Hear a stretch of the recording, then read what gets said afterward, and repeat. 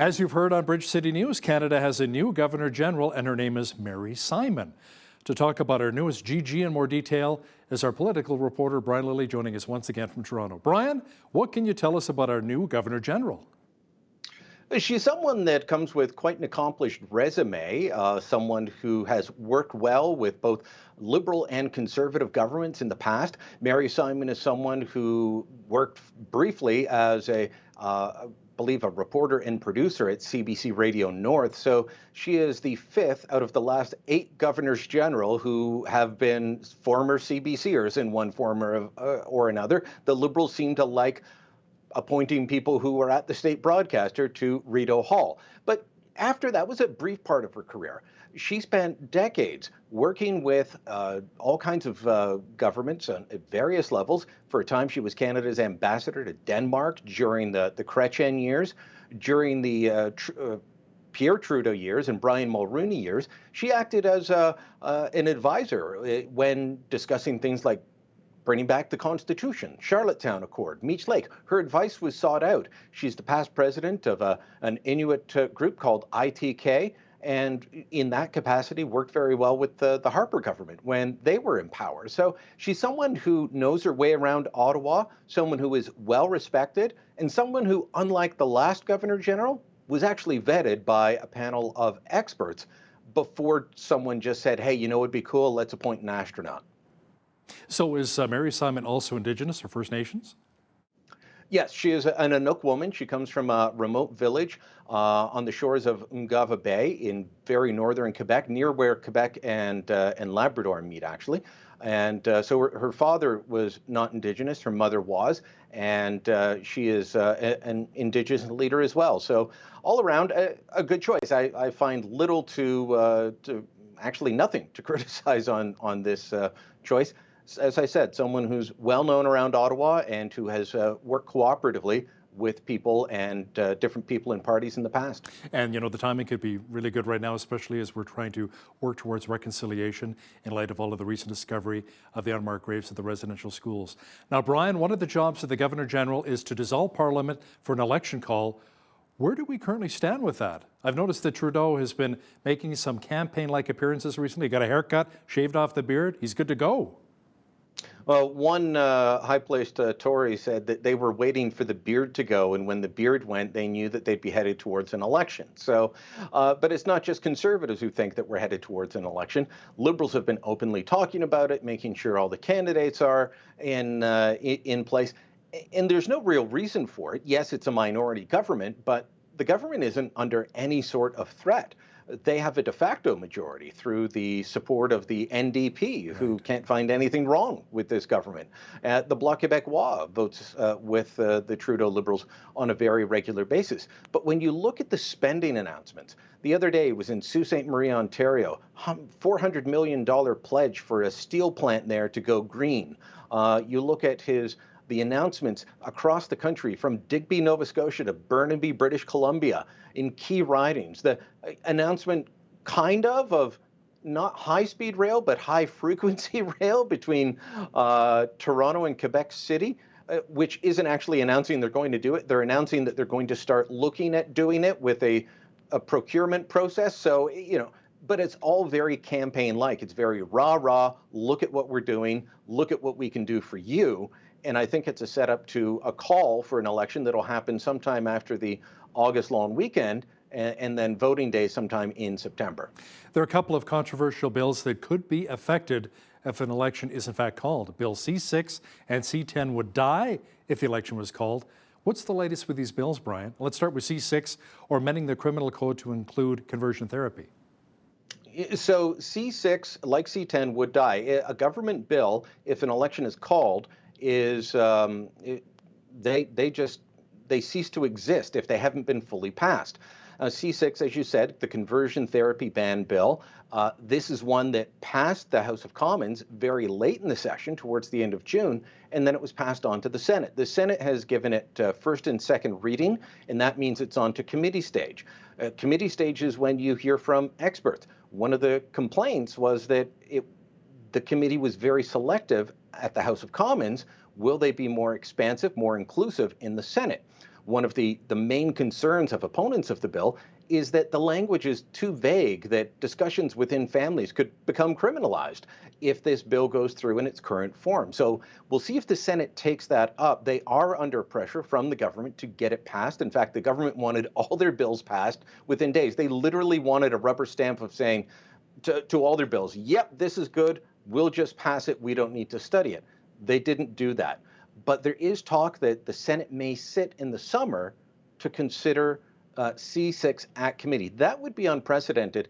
They would also have to do it very quickly, because if I'm hearing, an election call as early as August 8th, could be sooner, once that election call happens, if the bill isn't fully passed and hasn't received royal assent, it's done, just like C10, which they won't sit over the summer over, but they are looking at taking that up in the fall. Now, Brian, on Bill C10, which the Conservatives say is really an attack on our free speech, the PM says it's really about making web giants pay their fair share. That slogan has worked out in the past, but what about now? Well, it's probably a good electioneering slogan, and some Conservatives have said to me for quite a while now that they think that the Liberals actually want to campaign on C10, because they can turn around and say, well, the Conservatives just don't like the arts, and this is about the arts. Well, it's not really. It's about giving the CRTC expansive powers over how the internet is used. We've talked about that in the past. But when Prime Minister Trudeau talks about web giants making them pay, he's talking about companies like Netflix. And of course, Netflix, a lot of Canadians pay for Netflix each and every month. They don't pay sales tax on it, though. That's one change that could probably go through quite easily, is requiring these companies to pay sales tax. If you're going to buy Crave, you pay sales tax. If you buy Netflix, the American company, you don't. That would level the playing field. But this idea that Netflix doesn't pay into the Canadian cultural ecosystem isn't accurate. It was about 2-3 years ago now, they announced $500 million of investment in Canadian content over 5 years. That's $100 million a year, Hal. That's about a third of what CBC, our national public broadcaster, spends on original programming. So Netflix, an American company, spends a third of what CBC does, and that's their main reason for existing.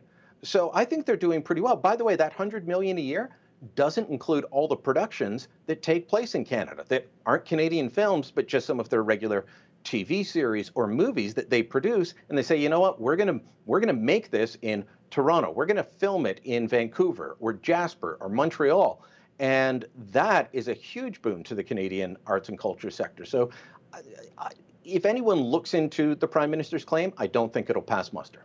Or here in Lethbridge, we'll have to wait and see. Brian, do you think it's a little odd that we may have an election when there's so much division in the country right now, including the burning of dozens of churches in response to the discovery of unmarked graves at residential schools? I mean, Trudeau has condemned these church burnings, but you say he's actually excused the perpetrators. Why is that? Well, the country is very divided. I mean, look, the burning of churches, the vandalism at churches, an outright attack that if it were any other faith group other than Christians, and it's not just Catholic churches that are being burned, evangelical churches serving African and Vietnamese immigrant communities in Calgary have been attacked. Anglican churches burned to the ground. If this was any other faith group, this would be labeled a hate crime. The Prime Minister was asked if it was a hate crime the other day, and he wouldn't say. He called it wrong and said it's a shame, but I think we can all agree it's wrong. And at one point in one of his answers, he actually said it's understandable. You can't say that you're condemning something if you also say that the actions are understandable. And look, I also understand the anger of people who are upset over the discovery of these unmarked graves. We should all be upset. We should also all know that these graves existed. The Truth and Reconciliation Commission had it in its report in 2015. It's been well known for many years. Hearing the numbers, hearing some of the facts, absolutely it's upsetting, but that doesn't mean that you turn around and attack an institution. I can't imagine that after a terrorist attack carried out by one of the Islamic radical groups, that if somebody attacked a mosque, that Justin Trudeau would say that's understandable. He wouldn't, and it would be wrong of him to do so. Just like it's wrong of him to say it's understandable now, I don't think he's condemned these actions, these attacks, quite severely enough. So let's circle back to a potential federal election, Brian. And what are the polls saying right now? We've talked about why Trudeau should not be reelected, but the polls are saying he could potentially win a majority? Is that because of the CERB payments? Oh, a lot of people would point to CERB payments and other issues like that as to why he might get another majority. It could be that Jagmeet Singh and Aaron O'Toole aren't quite resonating, but it also depends on which polls you look at. There are polls, there have been several that say that he would win a majority. The end of May, there were a series of polls that all had it about 2 to 3 points difference. The Liberals were above the Conservatives, but they were both in the low 30s. Then it became a 10-point or greater difference. And now there's a Leger poll saying it's back to a 3-point difference. This is the most recent poll taken in the first few days of July. Look, we don't really know what's going to happen. I would say that this isn't settled yet. And as I wrote in a recent column, Hal, campaigns matter. We went into the 2005-2006 election in late November 2005. Paul Martin was going to win the biggest majority ever. It was a juggernaut, unstoppable. And at the end of that election, Stephen Harper was prime minister and the Conservatives were in power for 9 years. Things can happen. Things can change. That's why I think, Trudeau and his team want to go to an election sooner rather than later, because if something bad happens again, things could change. Here in Ontario, when we had SARS back in 2003, that delayed the Ontario PC party from calling an election. And guess what? They went from being in the lead to being in opposition for 15 years. That's when I originally moved my family from Alberta to Ontario, was in 2003, just in time for SARS and the blackout. Welcome to Ontario, Robert's family. Now, Brian, if we head to an election, all federal parties will call in the huge army of consultants and big data firms to target voters. But when it comes to the Liberals, many reports have shown that they've been using taxpayer money to keep an American firm on their side for a number of years now. Tell me more. It is a company called MPG Van, and it has very close tie to the Democrats. Now, imagine this, Hal. If this were the Conservatives who had hired the same firm that ran Donald Trump's campaign or Ted Cruz's senatorial campaign or anything remotely tied to the Republicans, it would be nonstop headlines. It would lead the national newscast with denunciations of the importation of American-style politics. Instead, this company has been working on the Liberal campaign since 2015. They've been getting taxpayer money since 2016 to run constituency operations. Reports saying that as much as $1 million have gone to this firm over that time. When we do get to an election, this firm, NPG Van, is going to help run the Liberal operation. And specifically, what will they do? They will help them figure out how to target you with text messages, with Facebook messages, with online ads, with hitting the right markets at the right time in order to find key voting groups. They're big data. They're tied into a company called Data Sciences out of Montreal, owned by Justin Trudeau's childhood friend, Tom Pitfield.